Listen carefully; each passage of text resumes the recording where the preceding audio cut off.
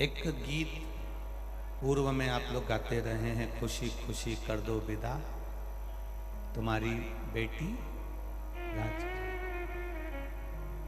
और महलों का राजा मिला।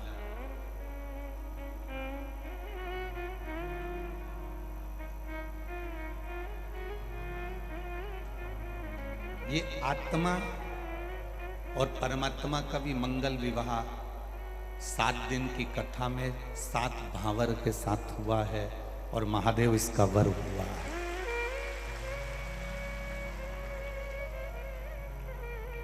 वो महलों का राजा है कि नहीं ये नहीं मालूम, पर ये जरूर है कि वो महाकाल उज्जैन का राजा तो है, ये निश्चित।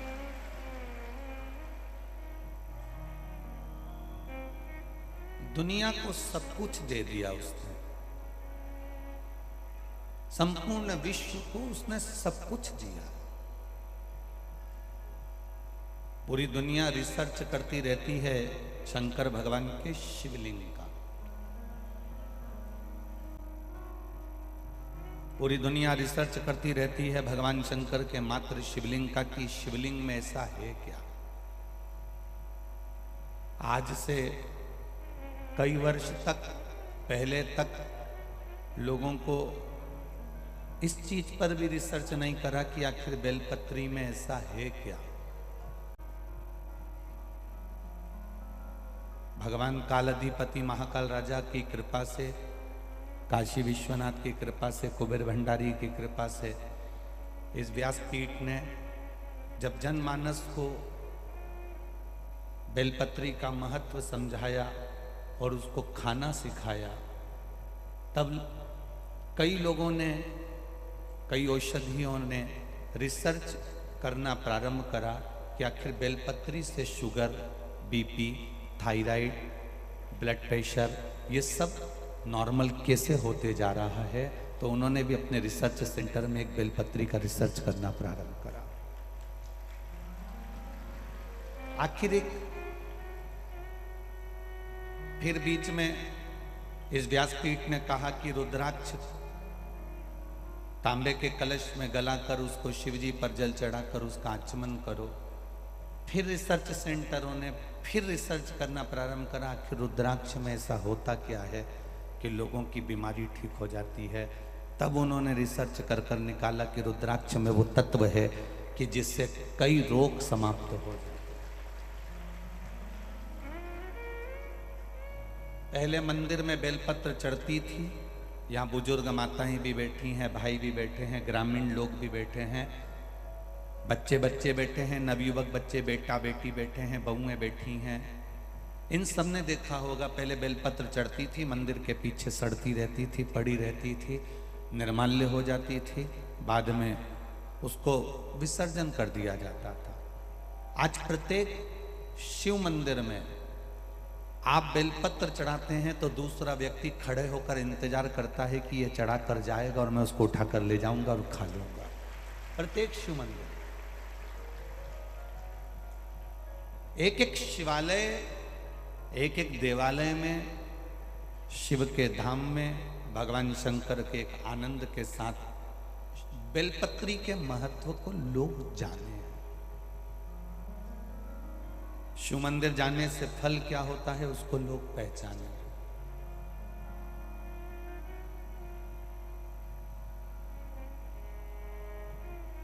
आज वो बच्चा भी मिलकर गया जिसका हमने कल कथा में कहा था कि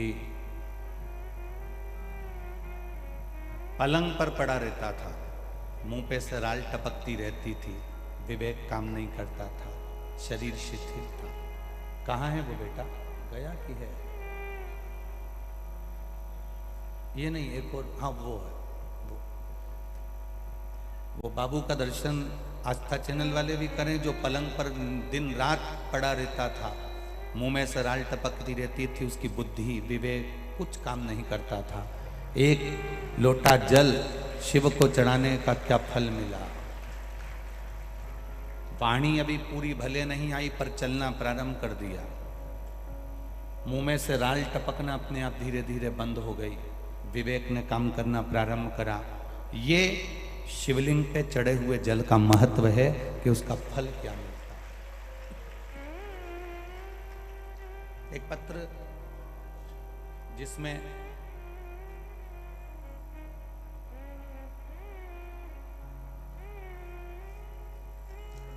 वर्णन किया है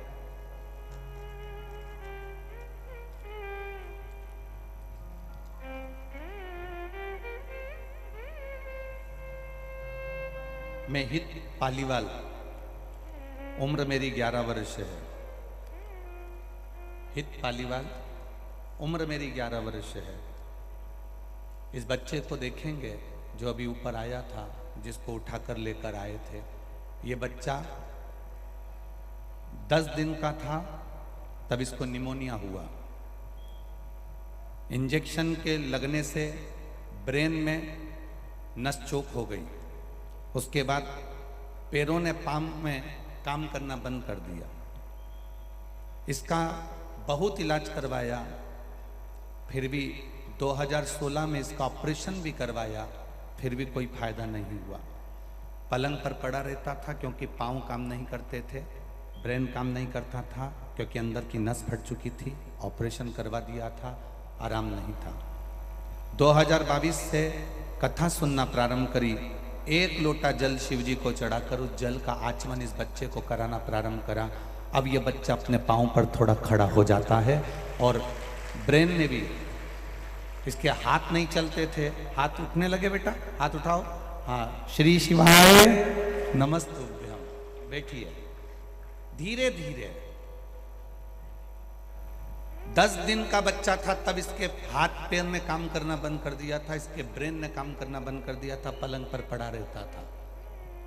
आज 2022 में कथा सुनते सुनते इस बच्चे ने जो बल पकड़ा है, पलंग पर से उठकर आज कुर्सी पर बैठा है, थोड़ा चला है और विवेक ने काम किया। इसको शिव तत्व कहते हैं।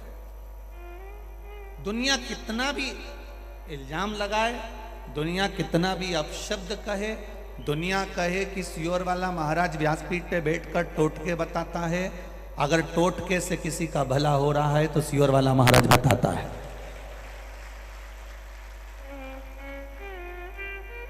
ये टोटका नहीं है। आपको बारंबार व्यासपीठ से कहते हैं, शिव महापुराण की पुस्तक, शिव महापुराण गीता प्रेस गोरखपुर की घर में लेकर आकर पढ़ना। जितने शब्द इस व्यासपीठ से यहाँ से कहे जाएंगे, एक एक बेलपत्री, एक एक जल की महत्वता, एक एक चावल के दाने की महत्वता जो बताई जाएगी, वो व्यासपीठ से कभी भी मन से नहीं बताई जाएगी। इस पोथी या सारे पुराणों में से निकाल कर ही बताई जाएगी, अलग से नहीं बताया जाएगा। उस महादेव की कृपा किसको कहते हैं, उसका भजन किसको कहते हैं, उसका स्मरण किसको कहते हैं।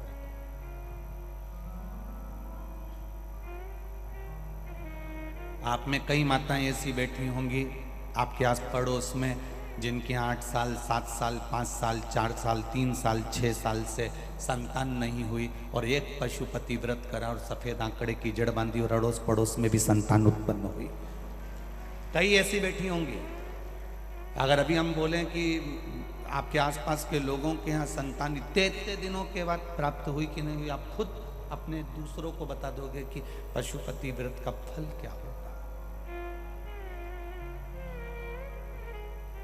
शिव को समर्पण, भगवान देवाधिदेव महादेव को तुम्हारा समर्पण चाहिए। जल चढ़ाना मतलब शिव के प्रति हमारा समर्पण हो जाना। करवा,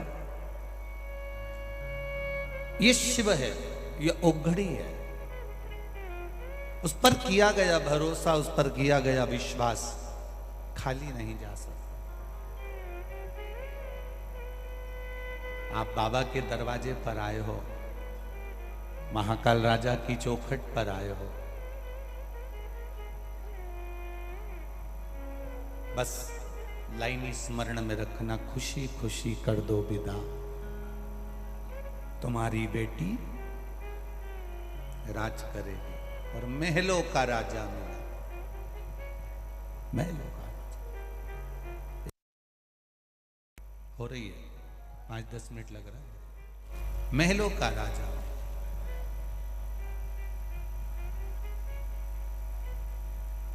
इस मन को, इस चित्त को, इस बुद्धि को, इस वृत्ति को आप देवाधिदेव महादेव के चरणों में अगर छोड़ दोगे, इस मन को भगवान के श्री चरणों में अगर आप समर्पित कर दोगे, एक बार ये चित्त, एक बार ये बुद्धि, एक बार ये मन देवाधिदेव महादेव का यदि हो गया, तो फिर हमको संसार सागर में रोना नहीं पड़ेगा, वो हाथ पकड़कर पार उतार देगा।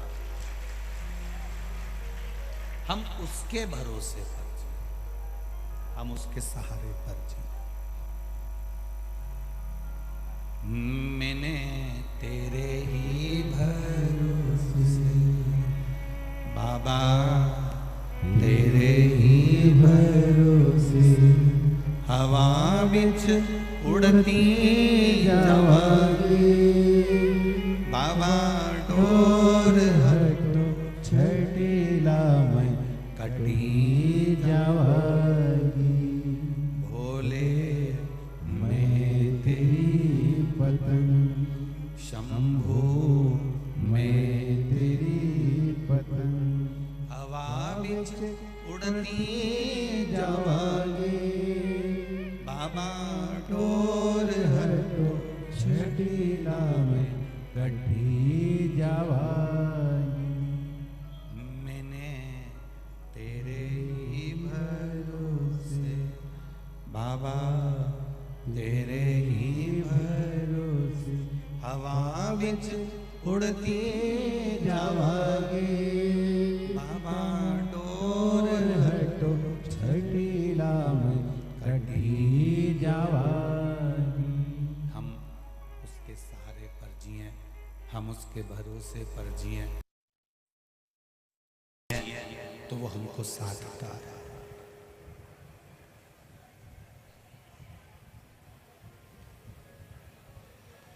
कपड़ा बदल लेना सरल है, पर कर्म बदलना कठिन है।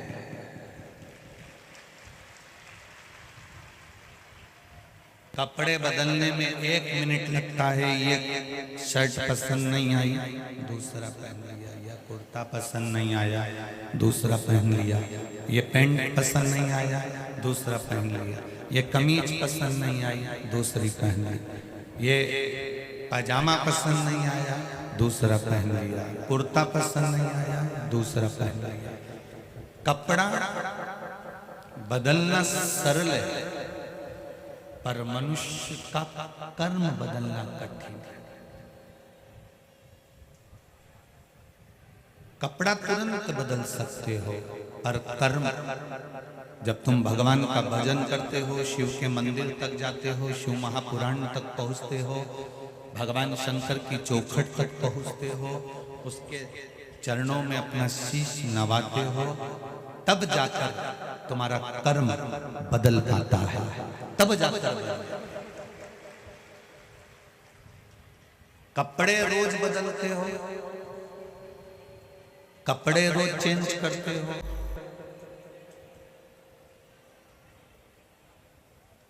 कपड़ा रोज बदलते हो, कोई कोई 2 दिन में बदलता है, कोई कोई हफ्ते में बदलता है, कोई कोई 10 दिन में बदलता है। कपड़े रोज बदलते हो, कपड़ा हफ्ते भर में, 3 दिन में, 5 दिन में, 7 दिन में बदलते हो। तो शिव महापुराण की कथा कहती है, कर्म बदलने के लिए भी परमात्मा की चौखट को ढूंढना, कपड़े बदलना होता है तो अलमारी खोलना पड़ती है, और कर्म बदलना होता है तो मन, बुद्धि और चित्त खोलना होता है परमात्मा की चौखट।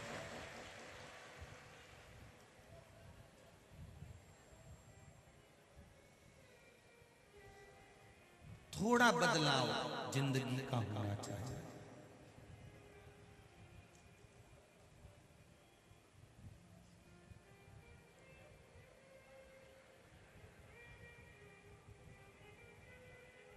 ये 4 जगह ऐसी है जहां पर यदि आपका अपमान हो जाए तो समझ लेना कि भगवान की कृपा हुई। 4 जगह शिव महापुराण की कथा में तारकासुर के 3 बेटे तारकाक्ष, विदुमाली और कमलाक्ष की कथा कर रही है। शिव महापुराण की कथा कर रही है। शिव महापुराण की कथा जो वेदव्यास जी ने वर्णन करी है, 4 स्थान ऐसे हैं जहां पर यदि आपका अपमान हो जाए तो समझ लेना कि भगवान ने तुम पर कृपा करी है। 4 स्थान। पहले नंबर का, माता, घर की माँ अगर तुम्हारा अपमान कर दे, अपशब्द कह दे, ताने दे दे, गाली दे दे, आड़ा टेढ़ा बोलकर तुम्हारा अपमान कर दे, तो समझ लेना कुछ परमात्मा की कृपा हुई है, तेरा भाग्य चमकने वाला। दूसरे नंबर पर पिता, घर का पिता अगर आपका मान लो किसी भी रूप में अपमान कर देते हैं या शब्द कह देते हैं या आड़ा टेढ़ा कर देते हैं तो बुरा नहीं मानना।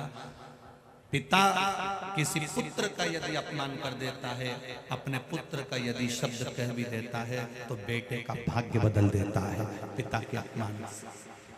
तीसरा, शिक्षक, गुरु। जिस गुरु की दृष्टि में कपट ना हो, छल ना हो, बेईमानी ना हो, वो गुरु अगर अपमान भी कर देता है, तुमको शब्द अपशब्द कह भी देता है, तो वो तुम्हारी किस्मत को बदल देता है। स्वयं गुरु द्रोणाचार्य का चरित्र पढ़ना, जिस गुरु ने कितना कितना कहा और बेटे वो शिष्य उसका जीवन पलट गया।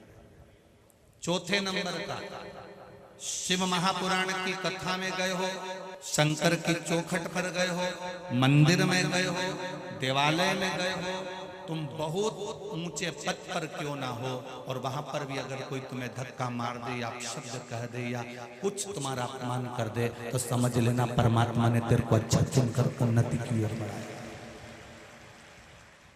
शिव महापुराण में 4 स्थान बताए हैं जहां पर यदि आपका अपमान हो जाए, आपको अपशब्द कह दिया जाए, ताने दे दिए जाए, आड़ा टेढ़ा भी कह दिया जाए, तो समझ लेना कि कुछ हमारा पुण्य उदय हुआ होगा, इसलिए परमात्मा ने ये लीला रची है। सम्मान दुनिया देती है। सम्मान कौन देता है? जम के बोलो जरा। दुनिया देती है। घर के लोग सम्मान देंगे, परिवार वाले सम्मान देंगे, रिश्तेदार सम्मान देंगे, कुटुंब वाले सम्मान देंगे, समाज वाले सम्मान देंगे। अच्छा काम करोगे तो दुनिया के लोग सम्मान देंगे। सम्मान दुनिया के लोग देते हैं और अपमान मेरा महादेव देता है खुद जान। क्यों देता है? प्रसंग तुम्हारे भीतर भी एक प्रश्न जागृत होना चाहिए कि महादेव अपमान क्यों देता है, उसका कारण क्या है? क्या कारण?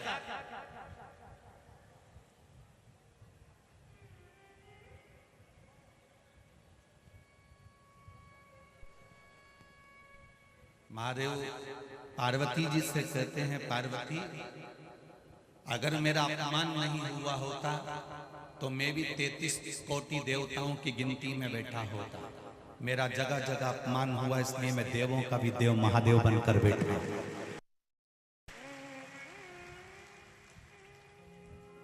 कई लोग अपमानजनक शब्द कह देते हैं, से कुछ नहीं हो सकता, चल निकल यहां से बाहर, निकल जा यहां से। बड़ा आया दर्शन करने बैठ गया, बड़ा आया कथा सुनने बैठ गया, बड़ा आया यहां आकर बैठ गया, निकल बाहर। ये अपमान के शब्द कभी कभी महादेव निकलवाते हैं। क्यों निकलवाते हैं? जब तेरे भीतर इस अपमान से थोड़ी सी भी ज्वाला जगेगी तो तुझे लगेगा कि अब एक बार मैं भी शिव पुराण की कथा करवाऊंगा, एक बार मैं भी शंकर के मंदिर जाऊंगा।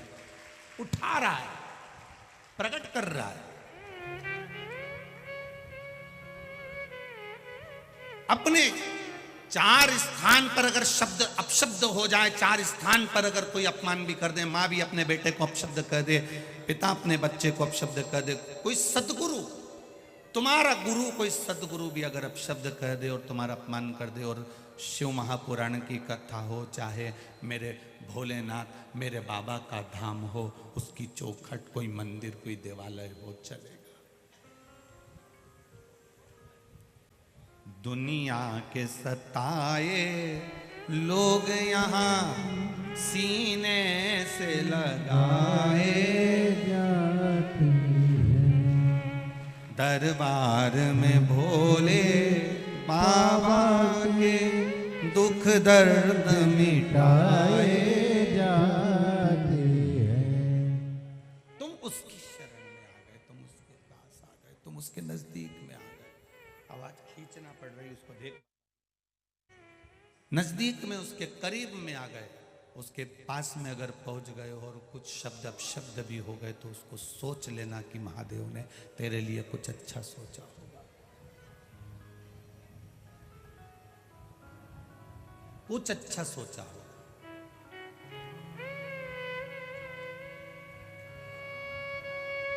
सारी दुनिया में लाइन से दर्शन होते हैं। पंढरपुर चले जाओ, तिरुपति चले जाओ, सांवरिया जी चले जाओ, तुम्हारी मर्जी पड़े जहाँ चले जाओ, सब जगह लाइन से दर्शन होते हैं, सब जगह लाइन से लोग पहुँचते हैं। एक उज्जैन का महाकाल और एक नाथद्वारा का श्री जी बाबा बिना लाइन के दर्शन देता है, धक्के में निकाल देता है। दोनों से पूछा गया, नाथद्वारा के श्री जी बाबा से भी पूछा गया और उज्जैन के महाकाल से भी पूछा गया कि तुम्हारे दरवाजे पर भक्त दर्शन करने आता है, धक्का खाकर जाता है, आपको बुरा नहीं लगता? देवादिदेव महादेव ने और नाथद्वारा के श्री जी बाबा ने कहा, जो मेरे दरवाजे का धक्का खा लेता है फिर वो दुनिया के धक्के नहीं खा पाता। जो मेरी चौखट का धक्का खा गया, जो मेरे दरवाजे का धक्का खा गया, जो मेरे द्वार का धक्का खा गया, वो दुनिया में फिर कहीं का धक्का नहीं खाता। क्या मिलता है इन माताओं को, क्या मिलता है इन भाइयों को जो पोटला बांध बांध कर कम्बल, चादर, और अब तो और चतुर हो गए, एक चादर एक्स्ट्रा लेकर चलते हैं कि पंडाल में जगह मिल गई तो ठीक, नहीं तो बाहर कहीं तंबू लगाकर अपने ही तंबू में बैठ जाएंगे। क्या मिलता है इनको यहां आने पर? क्या प्राप्त होता है शिव महापुराण की कथा में पहुंचने पर? ये जितने बैठे हैं, किसी के घर में खाने की कमी नहीं है। ये जितने बैठे हैं, किसी के घर में कूलर और पंखे की कमी नहीं है। ये जितने बैठे हैं, किसी के घर में राजसी ठाठ की कमी नहीं है।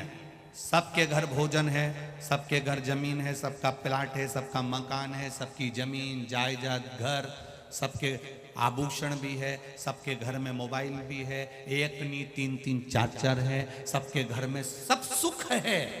उसके बाद भी पंडाल में पड़े हुए हैं और पड़े रहकर उस महादेव का भजन कीर्तन स्मरण कर रहे हैं, उसकी चौखट का स्मरण कर, कोई कमी नहीं, किसी तरह की कोई कमी नहीं है आपके यहां, परंतु फिर भी आप बैठे हो, कर रहे हो भजन, और उस भजन का जो बल है, उसका जो स्मरण है, वो आपको प्राप्त हो रहा है।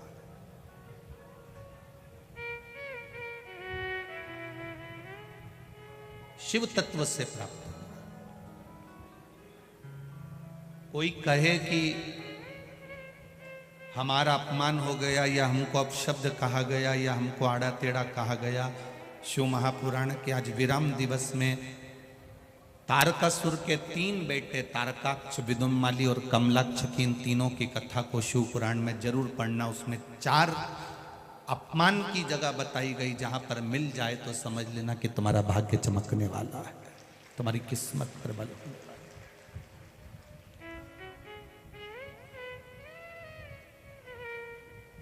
मां की गाली में, मां की बद्दुआ में भी दुआ होती है।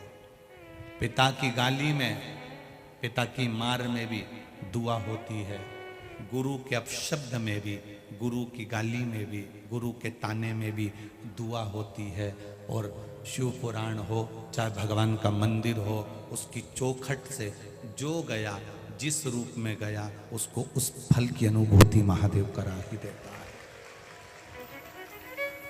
दुख नहीं करना।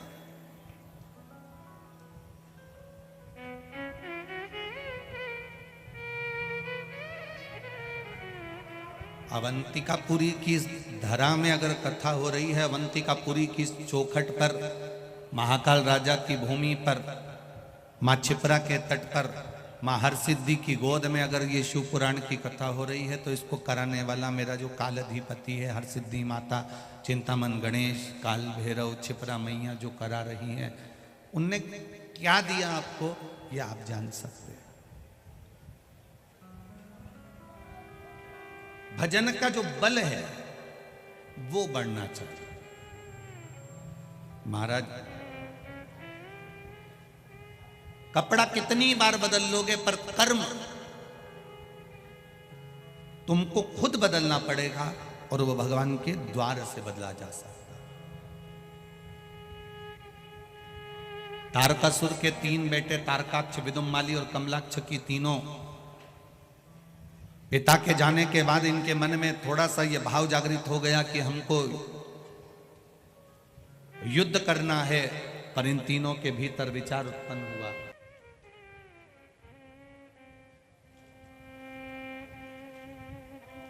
जब यहां से जाओ,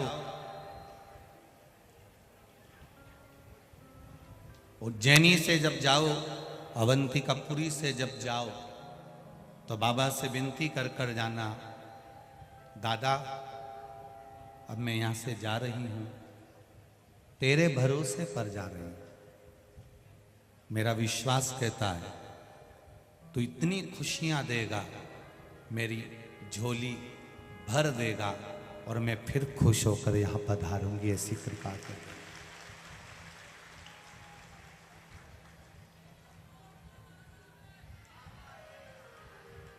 आप उससे कहकर जाना, समापन है, विराम है, विदाई है।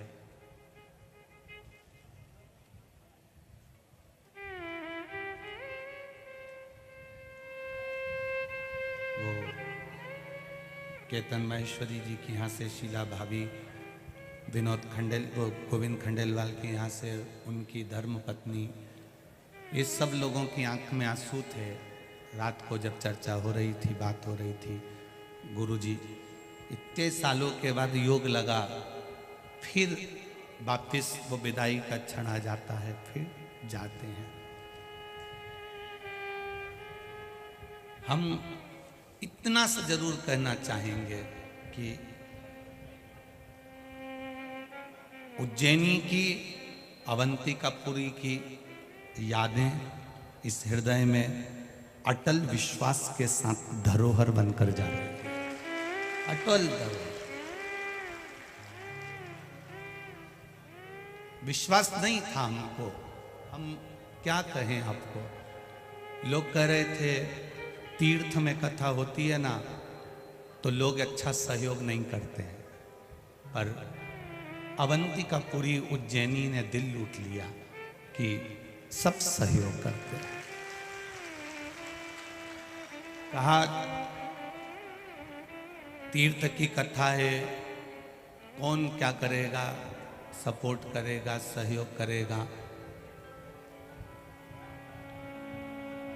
सीहोर से जब समिति चली थी, 6 गाड़ियां भरकर, बड़े बड़े ट्रक भर भर कर भोजन का सामान लेकर यहाँ पर पहुंची थी, और सीहोर आश्रम पर खबर कर दी थी कि 3 ट्रक सामान और संभाल के रखना, फिर वो बुलवा लेंगे।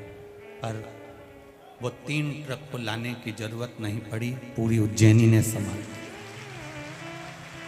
पूरी उज्जैनी।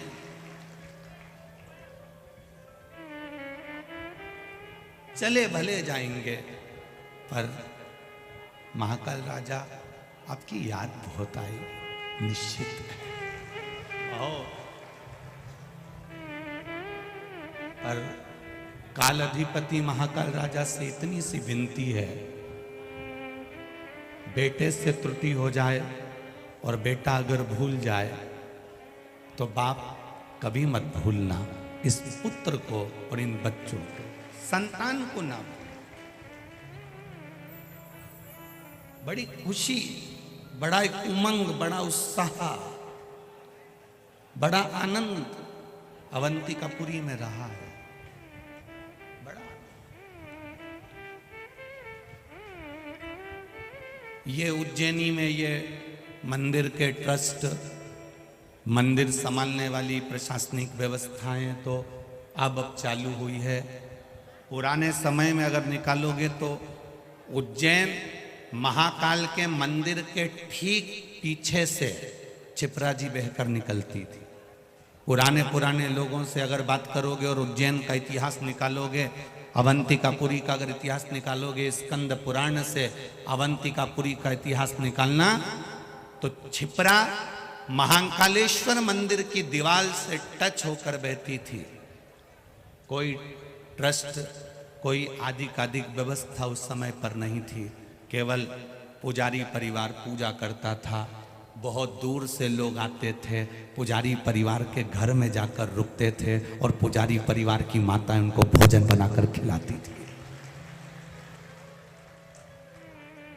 पुजारी परिवार की बहुएं, पुजारी परिवार की माताएं, उस समय कोई ट्रस्ट नहीं, कोई प्रशासन आदि नहीं, केवल महाकाल के मंदिर के पीछे से मां क्षिप्रा निकलकर बहकर जाती थी।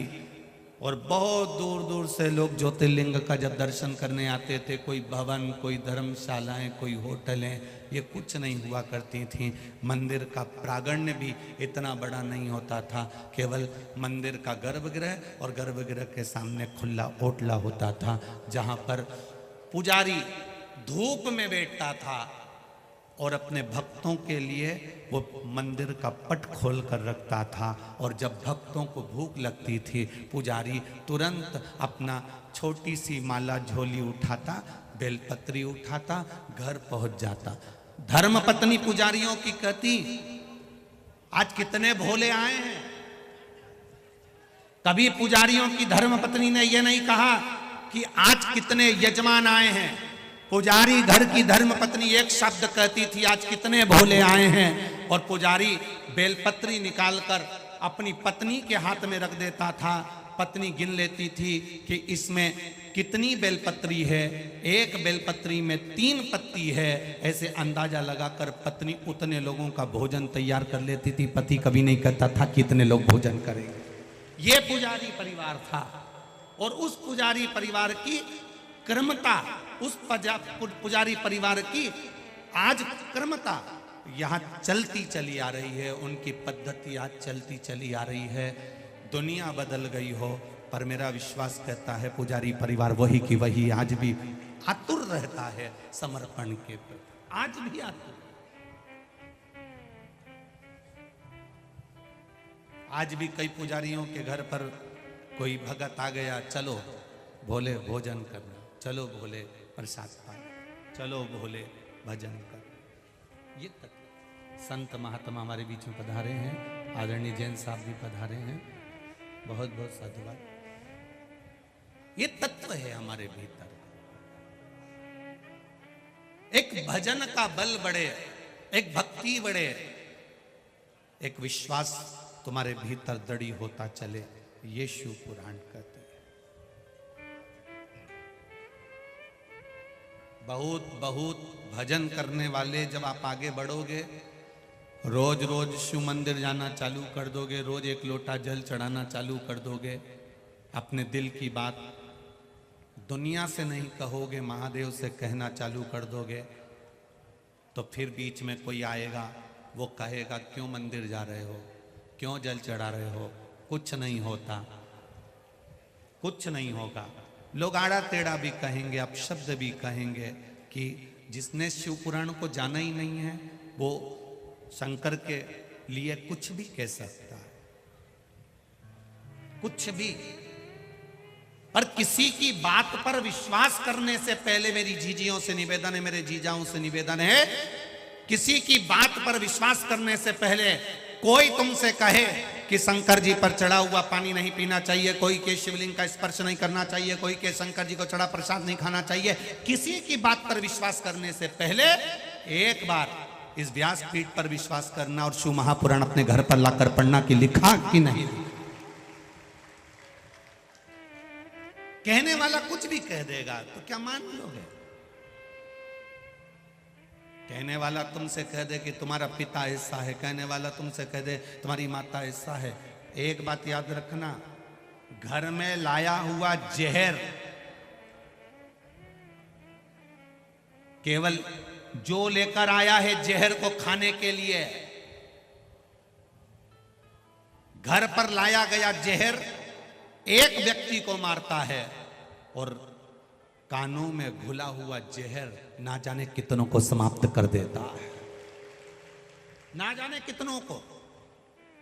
बड़ी बड़ी पीठ पर बैठकर, बड़े बड़े आसन पर बैठकर लोग कह देते हैं शंकर जी को जल मत चढ़ाओ, शंकर जी को पानी मत पियो, शंकर जी का प्रसाद मत खाओ, शंकर जी के शिवलिंग का स्पर्श मत करो। पर वो सोच नहीं पाते हैं कि तुम कह रहे हो कि पीने वाला स्वान बन जाएगा, ये बन जाएगा, पर ये तो सोचो कि जो महादेव से दूर हटा देगा तो वो कौन सी योनि में चला जाएगा, उसका भी तो स्मरण रखिए। हमारा सनातन धर्म जोड़ने का काम करता है, हमारा सनातन धर्म भगवान के करीब में जाने का कार्य करता है। आज छोटी छोटी संस्थाएं 24 घंटे लगी है, मंदिर में हनुमान चालीसा करिए, छोटी छोटी संस्थाएं लगी हैं, कहीं रामायण का पाठ करिए, छोटी छोटी संस्थाएं लगी हैं कि सब एकजुट होकर चलें। और कभी कभी विषमता कोई जीव बो देता है कि आप मंदिर से दूर हट जाओ, भगवान से दूर हट जाओ। पियो, क्या होता है शंकर पर चढ़े हुए जल का केवल आचमन कर लेने से? शिव महापुराण विद्येश्वर संहिता पेज नंबर 75 एक एक शब्द कहता है कि शिव पर चढ़ा हुआ मात्र आचमन कर लेने से। और कौन सा ऐसा धर्म है जो शिव से छूटा हुआ? कौन सा ऐसा धर्म है जो शंकर से छूटा हुआ है? एक एक धर्म को उठाकर देखिएगा, एक एक संप्रदाय को, एक एक समाज को उठाकर देखिएगा, कोई शिव से दूर नहीं है। क्या था पहले? राम जी का स्वरूप आया राम अवतार के बाद, भगवान कृष्ण के मंदिर आए कृष्ण अवतार के बाद, अन्य देवताओं के जितने भी मंदिर थे ये सब राम अवतार कृष्ण अवतार के बाद आए हैं। पहले भूमंडल पर, पृथ्वी पर था क्या? क्या था पृथ्वी पर? केवल एक शिवलिंग की पूजन दुनिया पूरा विश्व करता था, और देश नहीं विदेश भी करता था। केवल एक शिवलिंग की पूजन, उसके सिवा कुछ नहीं। पूरी भारत की भूमि को क्या, पूरे विश्व की भूमि को खोद कर देखना, कोई मूर्ति निकले ना निकले पर एक शिवलिंग जरूर निकलेगा, ये निश्चित है। पूरी भारत की भूमि को, पूरे विश्व की भूमि को खोदिए, उसमें से शिवालय जरूर निकलेगा, क्योंकि कुछ नहीं था तब शिव था, और अंत भी शिव है और शुरुआत भी शिव है। जब सब समाप्त हो जाता है तब भी कुछ नहीं बचता, आखिरी में शिव ही बचता है और कुछ नहीं बचता। अंतिम शिव है तो शुरुआत शिव।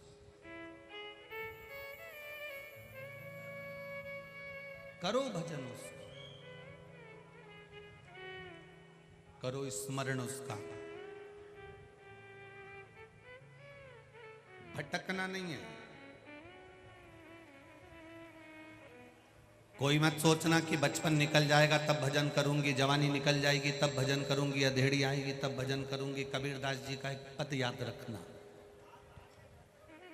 आटा पड़ो कीच में कछु ना हायो हाथ।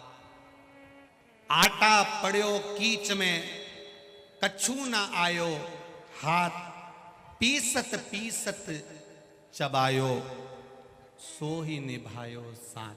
कबीरदास जी का ये पद याद रखना।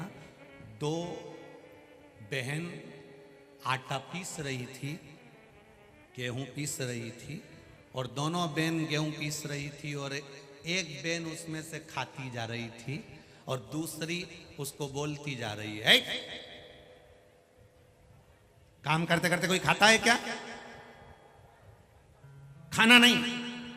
एक बहन अपना गेहूं पीस रही, दूसरी बहन अपना गेहूं पीस रही, एक मुंह में ढालती जाए, चबाती जाए और पीसती जाए, और दूसरी पीसती जाए, पीसती जाए, पीसती जाए, नी चबाए। अब दोनों का आटा तैयार हो गया, दोनों चल दी, चलते चलते दोनों जब आटा लेकर चली तो सामने कीचड़ आ गया और कीचड़ में दोनों गिर गई और पूरा आटा का डब्बा नीचे लुढ़क गया। सारा की सारा आटा कीचड़ में चले गया। तब कबीरदास जी ने लिखा, आटो पड़ो कीच में कछु ना आयो हाथ और पीसत पीसत जो चबायो वही गयो साथ। अर्थात कर्म करते करते, काम करते करते, पढ़ाई करते करते, दुकान चलाते चलाते, नौकरी करते करते, व्यवसाय करते करते, व्यापार करते करते, फैक्ट्रियां लगाते लगाते, तुम कर्म करते करते अगर थोड़ा थोड़ा भगवान का भजन करते हुए चलोगे तो वो साथ दे जाएगा। जिस दिन तुम सोच कर बैठे हो, अभी तो बचपन है, अभी तो जवानी है, अभी तो अधेड़ी है, अभी तो बुढ़ापा है, जो सोच कर बैठा है बाद में करूंगा, बाद में करूंगा, बाद में करूंगा, अभी जरा फ्री हो जाऊं, घर से जब बच्चे सब की नौकरी काम धंधा लग जाए तब मैं शिव पुराण सुनने जरूर जाऊंगा, और उससे पहले निपट गया काका जी तो क्या भरोसा, जीवन का क्या ठिकाना। रात को सोने से पहले भी भगवान का नाम लेकर सो। रात्रि में घबराहट हो गई, पसीना ठंडा निकल गया ना जी, सवेरे भगवान का नाम भी नहीं ले पाएगी। जितनी घर में अचार की बरनी रखी है उसका अचार रोज थोड़ा थोड़ा खा लिया करो, नहीं तो निपट जाओगे तो अचार ऊपर कैसे खाओगे। उसी तरह अचार की बरनी में रखा हुआ अचार रोज खाना चाहिए, थोड़ा थोड़ा स्वाद लेते हुए चलना चाहिए, नहीं तो फफूंद लग जाए, सड़ी जाए, बाद में दिल कितना दुखे। 2 किलो तेल डाला था, 700 रुपए का मसाला डाला था, मिर्ची भी पूरी डाली थी, ऐसा जोरदार अचार बना था, पूरे में फफूंद पड़ गई, सड़ी गया।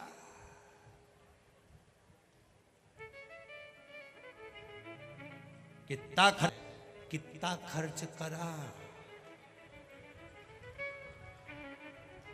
छत गड़बड़ हो गई तो छत सुधरवा ली, खिड़कियां बेकार हो गई, किसी किसी की तो पूरी चौखट उखड़ गई पूरी। कितना खर्च करा, रोज एक से बढ़कर एक साबुन 10-10, 20-20, 50-50 रुपए का कितना खर्च करा अचार की बरनी पे, कितना। और एक दिन अचार सड़ी गया, फफूंद।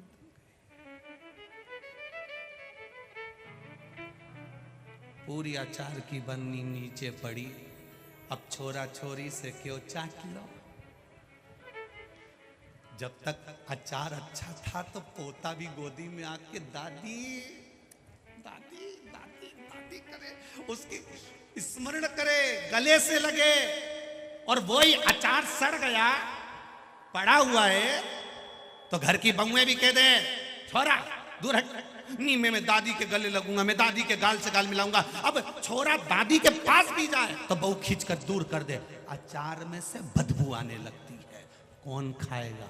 इसलिए जब तक अचार ताजा है, अच्छा है, इसकी जब तक अच्छा है, ताजा है, तब तक इसका प्रयोग करते रहो, थोड़ा थोड़ा राम नाम, कृष्ण नाम, शिव नाम जपते रहो, सड़ जाएगा एक दिन। बड़ा है वो, किसी काम का नहीं, किसी काम कोई नहीं खाएगा। कई लोग सोचते हैं बेकार हो गया तो मैं बर्तन वाली को दे दूंगी, घर में पोछा लगाने वाली को दे दूंगी। बर्तन वाली इतनी समझदार है, 10 घर जाती है, घाट घाट का पानी पीती है। तुम्हारे जैसे सड़े हुए अचार को तो वो नली में पटक कर चली जाती है, वो ना खाए ऐसा सामान। तुम इस अंदाजे में मत रहना, कि सड़ गया बेकार हो गया तो मैं उसको दे दूंगी, कोई नहीं खाए, कोई नहीं। रात की बची हुई सब्जी सवेरे तुम्हारे घर में आए हुए मेहमानों को खिला दो, जिनको तुम खूब गिफ्ट देते हो, वो नहीं खाए तो वो काम वाली क्या खाए? कोई नहीं खाएगा, किसी काम का नहीं। अचार पड़ा है, उसको जानवर भी नहीं खाए, ये शरीर सड़ गया, बेकार हो गया, अंत में किसी काम करनी तो फिर कहा एकांत में ले जाके पटक दो, फिर ले जाकर शमशान में ले जाके पटक दिया।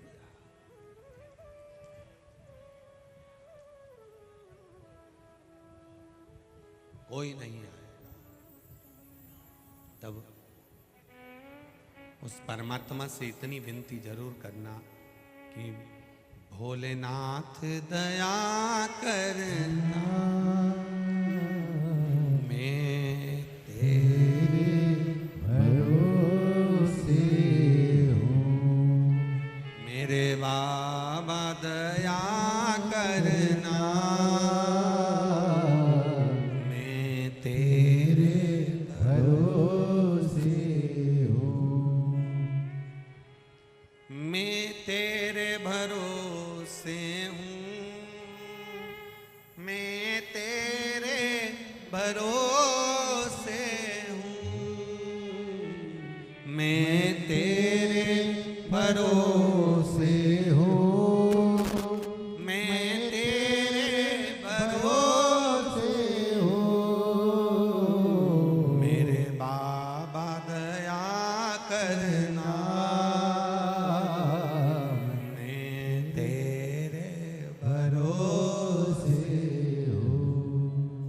मेरे दादा दया करना, मैं तेरे भरोसे हूँ।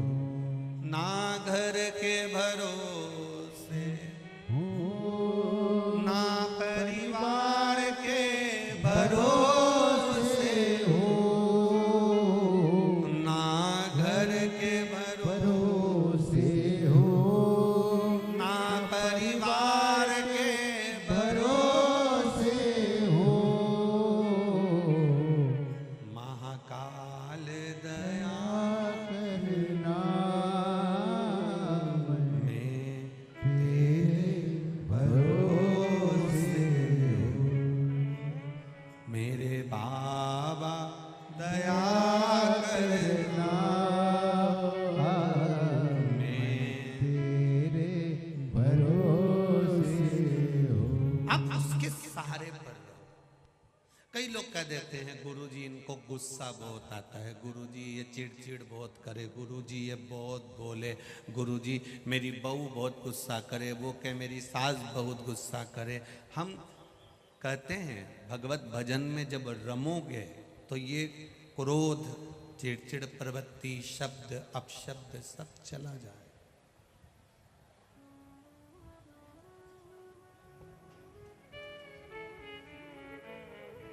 क्रोध, अहंकार, अभिमान, अभिमत्ता, अहम, मैं और मेरा, या अपशब्द, ईर्ष्या, जलन, ये पास में कब आती है?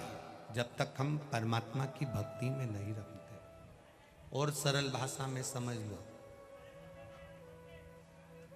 शक्कर डब्बे में रखी है, गुड़ डब्बे में रखा है, तो मक्खी आएगी कि नहीं आएगी? बोलो जम के, अच्छे से तो बोलो, आएगी।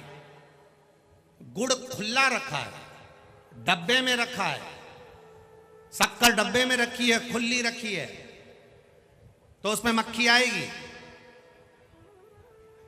और वही गुड़ गैस के ऊपर कढ़ैया रख दो और कढ़ैया में गुड़ डाल दो और नीचे से गैस चालू कर दो, कितनी भी मक्खी घूमे गुड़ पे बैठेगी?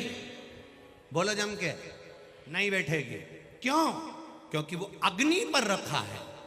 गुड़ अग्नि पर रखा हुआ रहेगा तो उस पर मक्खी कभी नहीं बैठ सकती। वैसे ही रखा रहेगा तो मक्खी बैठेगी। तुम भी अगर सत्संग में बैठे रहोगे तो तुम पर अहंकार की मक्खी कभी भिन भिन नहीं करेगी। काम की मक्खी, लोभ की मक्खी, आसक्ति की मक्खी, तृष्णा की मक्खी, वासना की मक्खी, मैं और मेरे की मक्खी, ईर्ष्या की मक्खी, अहंकार की मक्खी, अभिमत्ता की मक्खी, जब तक तुम सत्संग में बैठोगे, भगवान की शरणागति में बैठोगे, तुम भगवान का दास समझकर बैठोगे, तो अहंकार की मक्खी तुम्हारे ऊपर कभी भिन भिन नहीं करेगी। ये निश्चित है। अहंकार की मक्खी, ईर्ष्या की मक्खी, लोभ की मक्खी ये तब बैठती है जब कोई को सदगुरु की शरण नहीं मिलती, भगवान का द्वार नहीं मिलता, सत्संग नहीं मिलता, तो मक्खी बैठती है। जिस व्यक्ति को अहंकार आए, जिस व्यक्ति के भीतर ईर्ष्या जागे, नफरत जागे, एक दूसरे के प्रति ईर्ष्या का भाव, जलन का भाव, अहंकार का भाव, काम का भाव, लोभ का भाव, तृष्णा का भाव, जिस किसी के प्रति तुम्हें दिख जाए, समझ लेना इसके ऊपर मक्खी भी नक रही है। जब कोई तुम्हें गुस्सा करता दिखे, आड़ा टेढ़ा बोलता दिखे, तो उससे कह देना बहुत मक्खी भी नक रही तेरे ऊपर। बहुत जा, किसी सदगुरु की शरण में जा, जा महाकाल राजा की शरण में जा, थोड़ी देर उनका दास समझना, उनका नौकर समझना। जब तू दास समझेगा, नौकर समझेगा अपने आप को, तो मक्खियां भिनकना बंद हो जाएगी। वो अंबानी के यहाँ धन की कोई कमी नहीं थी। उनके बेटे की शादी हुई तो कहीं विदेश में जाकर अपनी पत्नी को घुमाता फिरता, पर वो अंबानी के छोरे को संस्कार ऐसा दिया था कि शादी के बाद मंदिर मंदिर दर्शन करते फिरे, क्योंकि हमें संस्कार देना।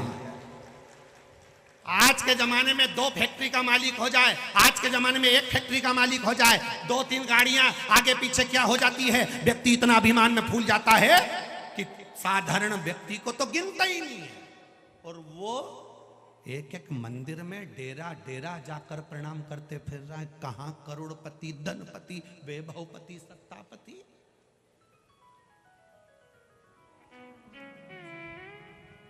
कहां वैभव, कहां सत्ता, कहां दौलत।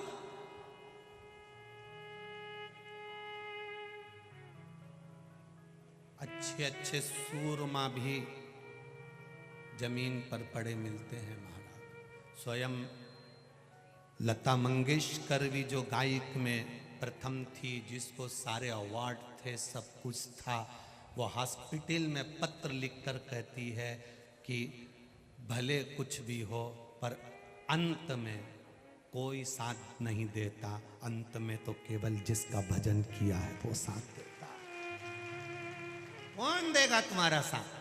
आज दुनिया के लोग तुम्हें माला पहना देंगे, आज दुनिया के लोग तुम्हारा सम्मान कर देंगे, आज दुनिया के लोग तुम्हारा आदर कर देंगे, सत्कार कर देंगे, सम्मान कर देंगे, पर इस सम्मान से दूर हटकर हमें उसकी चौखट का दास बनना। किसी मंदिर में जल चढ़ाने से बड़ा है उसके मंदिर में झाड़ू लगाना। किसी मंदिर में प्रसाद चढ़ाने से बड़ा है उस मंदिर के निर्माल्य को उठाकर विसर्जन कर देना।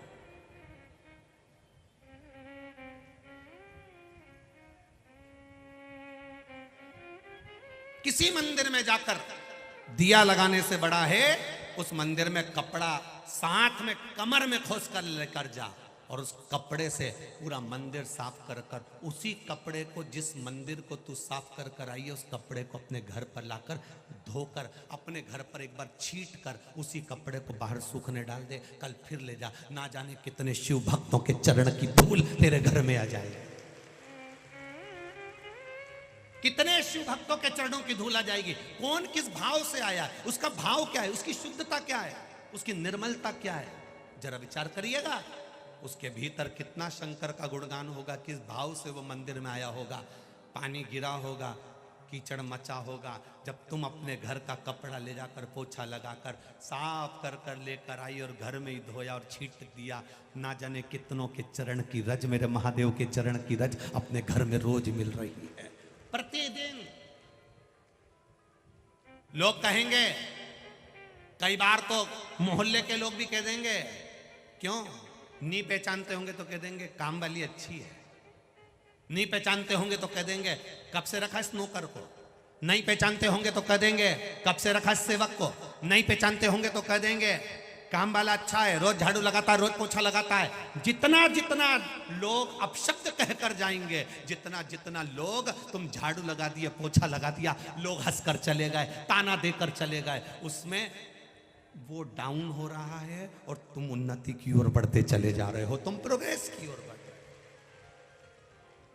ये पत्र में इस माँ ने अपने बेटे का जो फोटो लगाया है, इसने लिखा क्या है, मेरे केवल 4 पशुपति व्रत हुए और मेरा बच्चा मुझसे कह रहा है कि एक व्रत नहीं हुआ, भगवान स्वीकार नहीं करेगा। और ये अंकपात रोड पर रहने वाली ममता विश्वकर्मा उज्जैन की कह रही है, विश्वास अपने बच्चे से कह रही है, ये मत सोचना कि खंडित हो गया। कई लोग बड़े सोच में पड़े रहते हैं। शिव महापुराण यहाँ तक कहती है पुराना शिवलिंग है, बहुत पुराना शिवलिंग है, जहाँ पर लोग पूजन करते रहे, धीरे धीरे अगर वो खंडित भी हो गया, टुकड़े टुकड़े भी हो गए, तो भी वो शिवलिंग विसर्जन के लायक नहीं रहता, वो पूजन के लायक ही रहता। शिवलिंग को कभी खंडित नहीं माना गया है। शंकर भगवान के शिवलिंग को कभी खंडितता का भाव नहीं कहा गया। शंकर का शिवलिंग अगर 4 टुकड़े भी हो जाएगा तो वो 4 शिवलिंग के रूप में पूजा जाएगा। उसका एक एक कण भी अलग हो जाएगा तो भी वो शिवलिंग के रूप में पूजा जाएगा। शंकर कभी खंडित नहीं होता। शंकर भगवान तो वो जीवन के सुख को प्रदान करने वाला होता, उसकी खंडितता नहीं रहती। वो अजर और अमर है, उसकी खंडता नहीं है।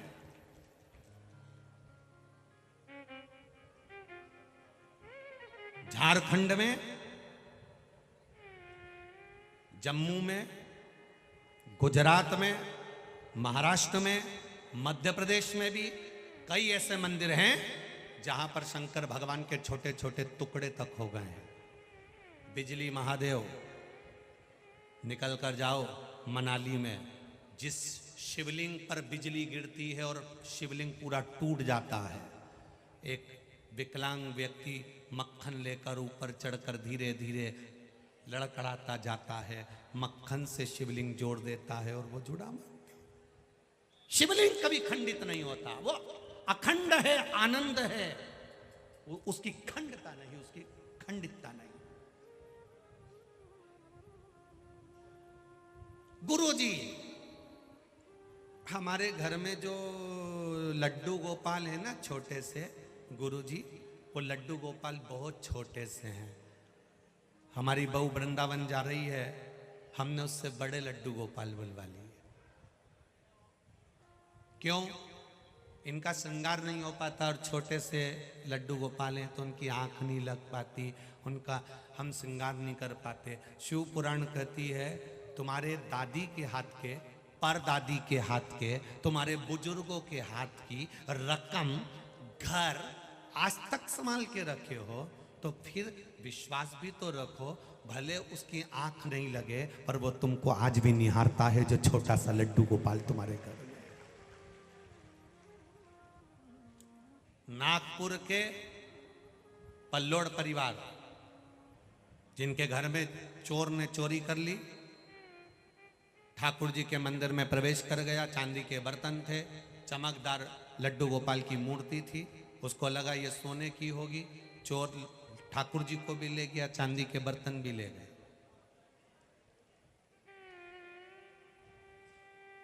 पल्लोड़ परिवार सो रहा है, नागपुर का, जिनकी कपड़े की दुकान है, सो रहा है।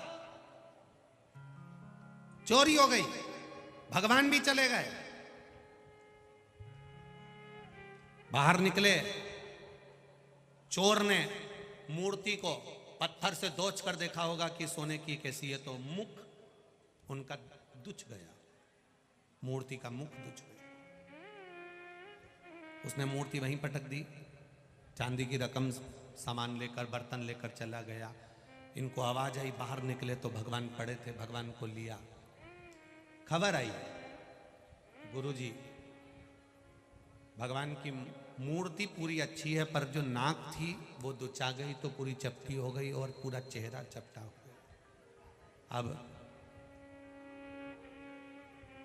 यहां किसी से पूछें तो कोई कहता है कि मूर्ति बदल दो, कोई कहता है कुछ कहता है, कोई कुछ कहता है, कोई कुछ कहता है।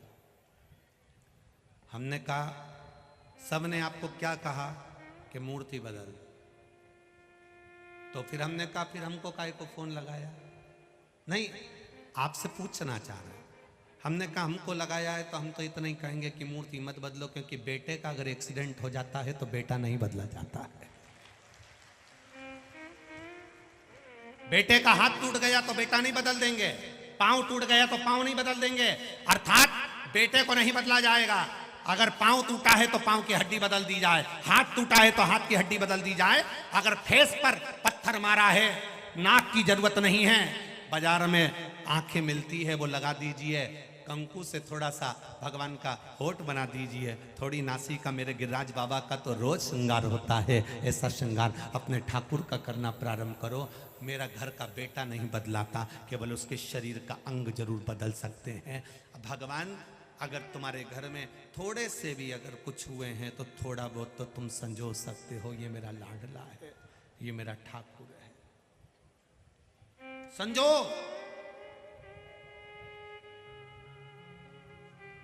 फोटो फट गया, ले जाकर पीपल के वृक्ष के नीचे रख दिया। दीपावली पे जिस लक्ष्मी जी की पूजन करी उसको ले जाकर पीपल के वृक्ष के नीचे रख दिया। 15 दिन, 20 दिन, 25 दिन, 1 महीना, 2 महीना, 4 महीना, एक बड़े बड़े शहरों में पेड़ों के नीचे फोटो, मूर्ति, मिट्टी की मूर्ति ढेर पड़ी मिलती है। मेरा उज्जैन नगर की भी माताओं से निवेदन है और सब जगह की माताओं से, जितने लोग कथा सुन रहे हैं उनसे एक ही निवेदन करना चाहूँगा, जिस शहर में रहते हो हफ्ते में एक दिन तुम्हारे मोहल्ले की माताओं को नियम बनाना चाहिए, किसी पेड़ के नीचे हमारे सनातन धर्म के फोटो और मूर्ति मिले तो उनको एक झोले में इकट्ठा कर कर एकत्रित कर कर कहीं एक स्थान पर उनको विसर्जन कर दो, या उनको माटी में ही मिलाकर उनको रख दीजिए। कोई जलाशय में, छिपरा जी में हमें विसर्जन नहीं करना है, क्योंकि हमें हमारी माँ को शुद्ध रखना। सोमती अमावस्या पे इतने लोग स्नान करने आते हैं, माँ छिपरा के तट पर अपने अपने कपड़े छोड़कर चले जाते हैं। सारा अनाउंसमेंट होता है छिपरा के तट पर, ये घूम गया, वो घूम गया, ये मिल गया, वो मिल गया, सारा अनाउंसमेंट होता है। यहां से दर्शन करो, वहां से दर्शन करो। एक अनाउंसमेंट छिपरा के तट पर सोमती अमावस्या को भी होना चाहिए कि आपके कपड़े आप घाट पर छोड़कर नहीं जाओगे, वो कपड़े वापस बैग में भरकर लेकर जाइए। हमारी छिपरा शुद्ध है और शुद्ध रहना चाहिए। छोड़ गए कपड़े, वो लात में आ रहे हैं, बाद में नगर निगम बटोर रही है, कीचड़ हो रहा है, उन कपड़ों को ना जाने कितने लोग लांग कर जा रहे हैं, वो कपड़े मां छिपरा की गोद में पड़े हुए हैं। दीपदान का महत्व स्कंद पुराण के कार्तिक खंड को पढ़िएगा। दीपदान का क्या महत्व है? दिया पुश्ते में रखकर, डब्बे में रखकर, कार्तिक के महीने में मां छिपरा के जल में छोड़ने से मां छिपरा कभी प्रसन्न नहीं होगी। तुम्हारी सास बैठी है और तुम उसके दिया उसके सिर पे धर के जला के धर दे, थोड़ी देर में हवा चली, डब्बा जल गया, डब्बा जला, मां छिपरा का जल, मां छिपरा चीख रही है, मैं जल रही हूं, मैं जल रही हूं, और तुम खुश हो रहे हो, मेरा दिया बहकर इतनी दूर जा रहा है। दीपदान का महत्व स्कंद पुराण कहती है कि दीपदान घाट पर करा जाता है, पानी के अंदर नहीं। गंगा, यमुना, सरयू, छिपरा, इनको शुद्ध रखिए। इनको भी तकलीफ होती है, इनको भी कष्ट होता है। तुम एक तरफ तो कहते हो छिपरा माँ है, चुनरी चढ़ा रहे हो, यमुना माँ है, चुनरी चढ़ा रहे हो, गंगा माँ है, चुनरी चढ़ा रहे हो, और ऊपर से उसी माँ में दिया छोड़कर दिए में आग लगती है, वो पुष्टा, वो दोना जलता है, तो माँ को भी तो आंच लगती है। एक तरफ तुम माँ कह रहे हो, दूसरी तरफ से आग लगा रहे हो, कहाँ की रीति है तुम्हारी? और बाद में कहते हो सियोर वाला महाराज बहुत आड़ी टेढ़ी बोलता है। ये कहाँ की रीति है तुम्हारी? इसको प्रियता नहीं कह सकते, इसको हमारी आनंदता नहीं कह सकते। बस यही बदलाव हमारे जीवन में आए।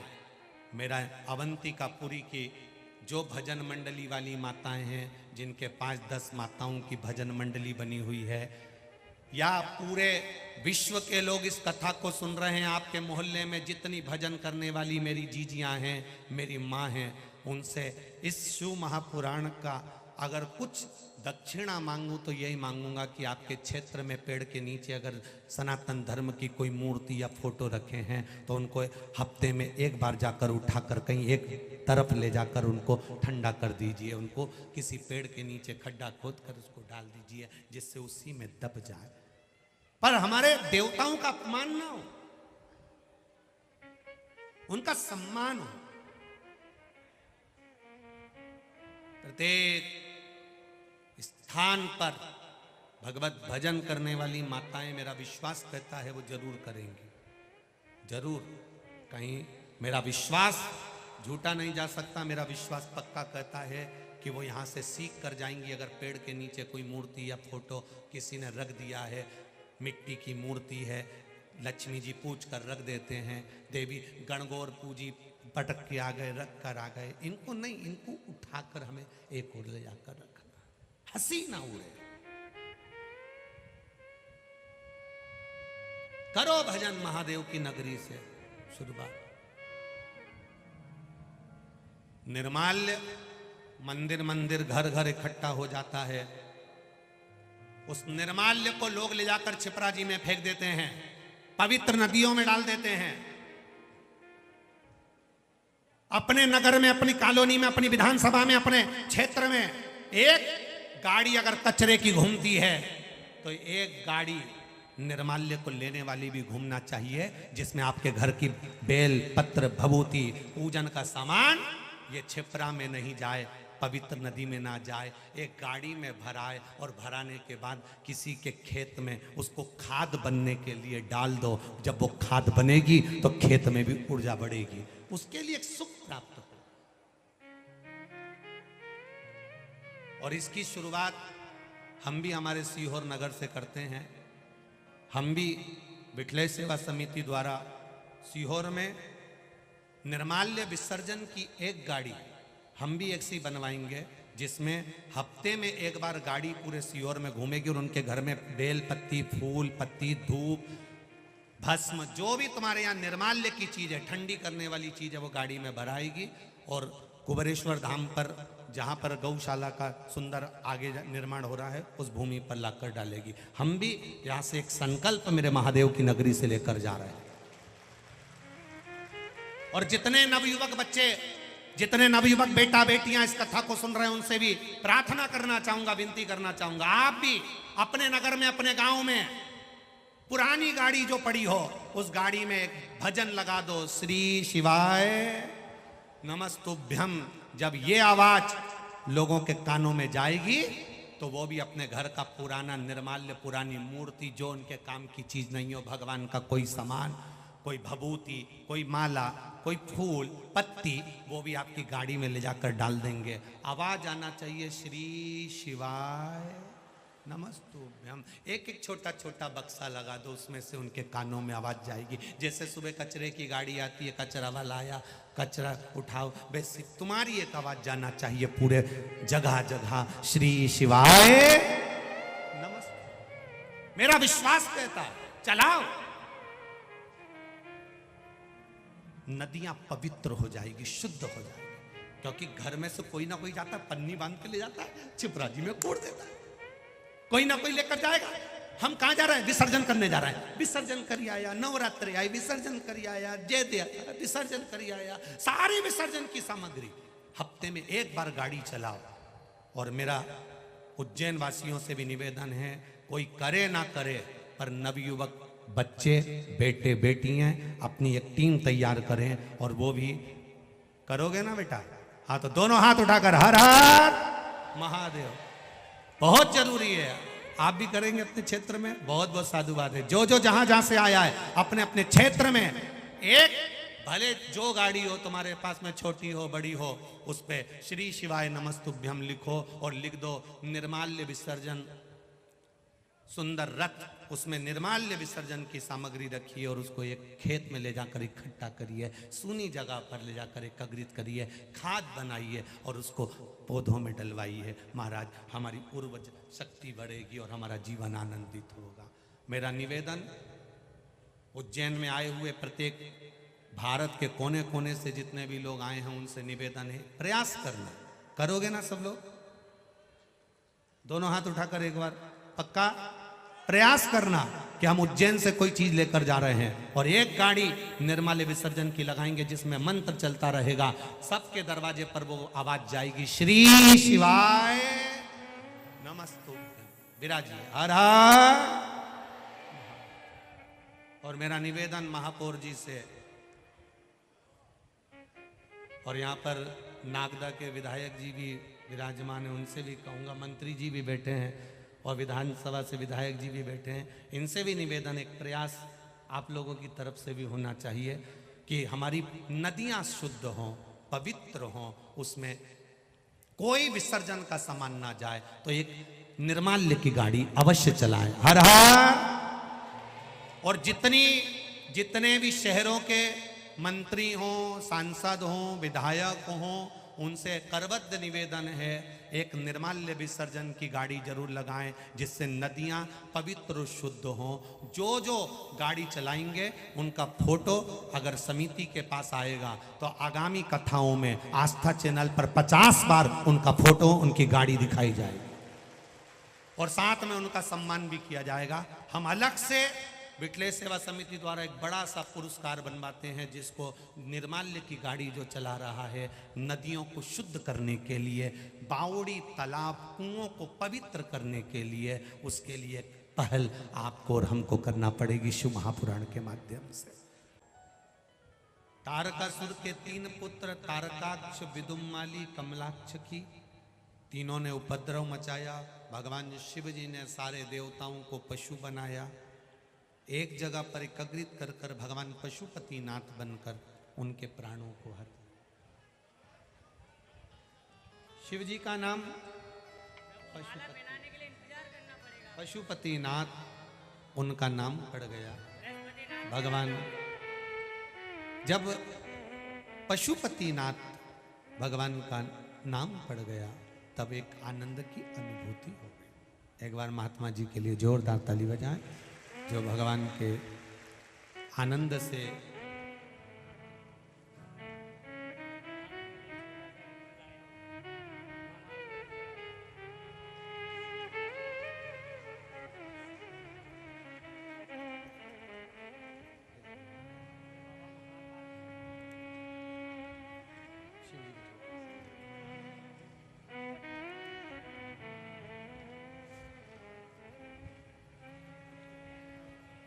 भगवान शिव का एक आनंद स्वरूप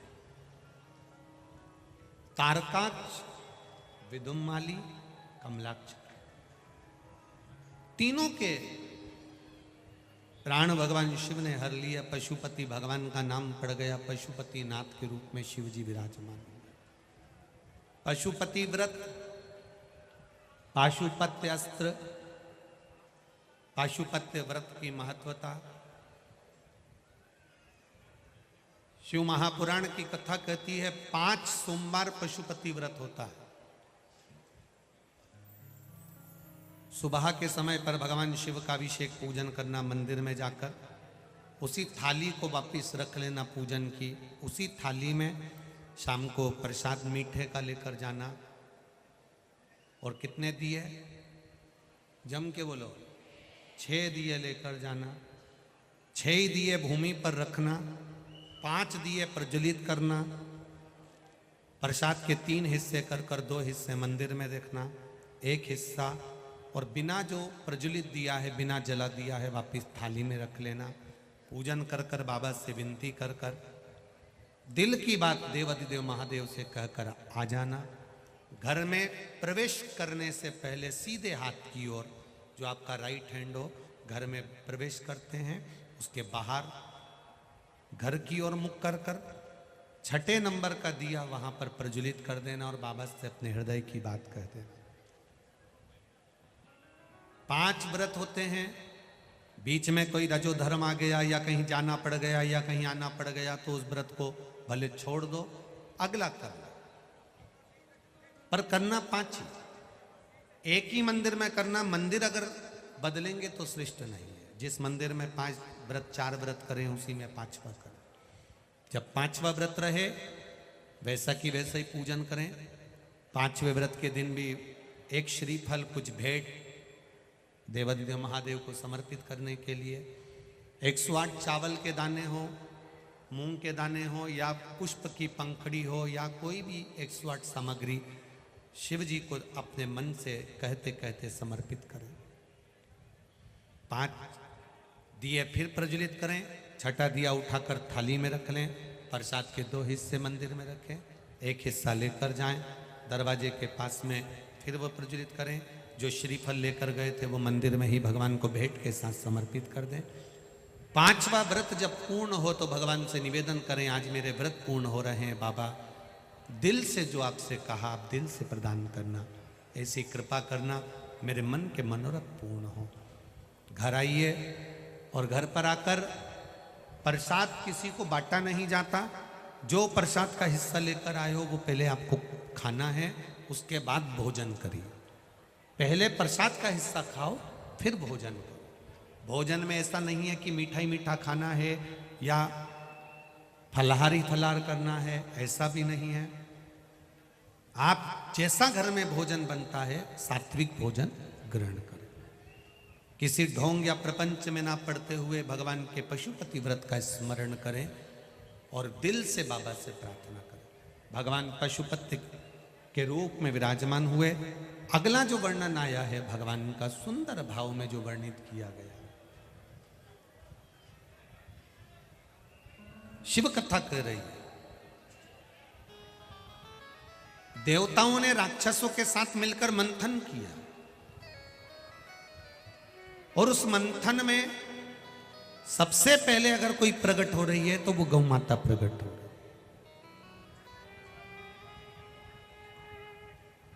गाय के प्रागट्य की जरूरत थी क्योंकि शिवजी के सम्मुख में जब विष पहुंचेगा, देवाधिदेव महादेव जब विष पिएंगे, उनके कंठ में जलन होगी। उस कंठ की जलन को अगर कोई रोक सकता है तो गौ माता का दूध रोक सकता है। गौ माता का दूध कंठ की जलन को रोक सकता है। मेरे देवाधिदेव महादेव को जरूरी नहीं कि आप 1 लोटा भरकर दूध चढ़ाओ। मेरे देवाधिदेव महादेव को अगर 1 चम्मच भी अगर दूध चढ़ा रहे हो तो गौ माता का चढ़ाएं, जिससे हमारे सनातन धर्म में गौ माता की प्रधानता फिर बने और गौ माता आनंद के साथ विराजमान। थोड़ा भी चढ़ाएंगे तो गौ माता के दूध को समर्पित करें।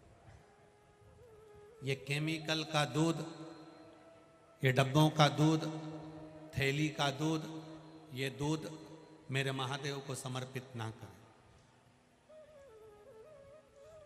गौशाला से बात करें या किसी के यहाँ गाय हो, वहां से आधा लीटर दूध नहीं, 250 ग्राम दूध नहीं, 50 ग्राम भी दूध आए ना और वो मेरे देवाधिदेव महादेव को चढ़े तो उसका फल अधिक मिलता है, उसका लाभ अधिक होता है। थोड़ा मिले। हम ये नहीं कहेंगे कि तुम डब्बा भर के 5 किलो 10 किलो 20 किलो देवाधिदेव महादेव को चढ़ाओ। आप तो 1 चम्मच चढ़ाओ, पर देसी गाय का दूध शिव जी को समर्पित, एक थोड़ा सा वो दूध चढ़ाओ। बड़ी विडंबनाओं की ओर से आप और संसार के लोग गुजर रहे हैं। जिन घरों में गौ माता होती थी उन घरों में आज कुत्ते बांधे जा रहे हैं। घर से निकलते आते जाते गौ माता अपने बछड़े को दूध पिलाती थी। उसका दर्शन कर कर जब हम घर से बाहर निकलते थे तो हमारे कार्य सफल होते थे। आज के ज़माने में सुबह से उठो तो कुत्ते का मुंह देखो और सो तो कुत्ते का मुंह देखो, और किसी किसी के दरवाजे पर तो लिखा होता है सावधान अंदर कुत्ते हैं। ये भी समझ में नहीं आता कि अंदर कितने कुत्ते हैं। और ये भी तो समझ में आना चाहिए। दरवाजे पर लिख दिया सावधान अंदर कुत्ते हैं, उनको लिखना चाहिए सावधान अंदर एक ही कुत्ता है। अब समझ में नहीं आता कि कुत्ते कितने हैं अंदर।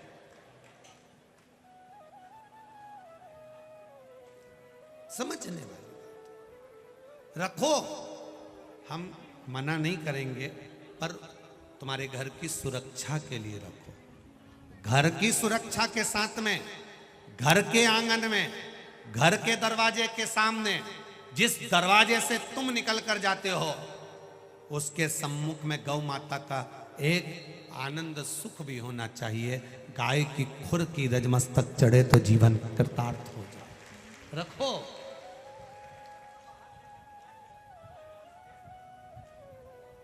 रखना चाहिए।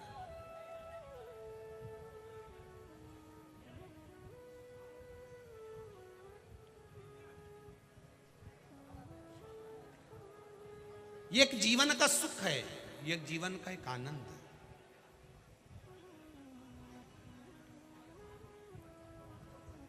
और जब जीवन का एक आनंद हमें प्राप्त होगा, जब जीवन का एक सुख हमें प्राप्त होगा, तो उसकी आनंदता स्वयं श्रेष्ठता की। शिव महापुराण की कथा कर रही है, गौ माता का सुंदर प्रागट्य हुआ, और गौ माता के प्रागट्य का कारण केवल इतना था कि शिव जी के गले में जो विष है, उस विष की जलन समाप्त हो जाए। उस विष की जलन समाप्त। हमारे राष्ट्र के साधु संत सन्यासी तपस्वी साधक उपासक, ये सभी, पीछे आवाज नहीं आ रही है क्या? एलईडी बंद है, एलईडी चालू कर दो। साधु संत सन्यासी तपस्वी साधक उपासक, ये सभी गौ माता के लिए निरंतर कार्य में लगे हुए। हमारा भी फर्ज बनता है कि हम गौ माता की सेवा में तल्लीनता से लगे रहें, गौ माता की सेवा करते रहें। थोड़ा सा दूध चढ़ाएं, पर गौ माता का शिव जी को चढ़ाएं। एक प्रश्न किसी भाई ने बाहर से करा है। नवल किशोर शुक्ला कानपुर उत्तर प्रदेश से हैं। नवानगंज कानपुर उत्तर प्रदेश से इनका जो पत्र कोरियर द्वारा आया है, इसमें इन्होंने एक प्रश्न किया।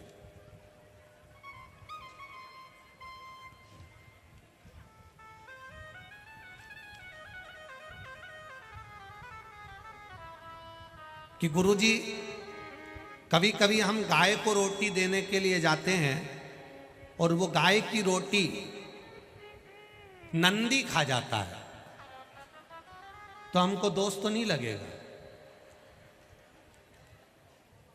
अब तेरा क्या होगा रे कालिया?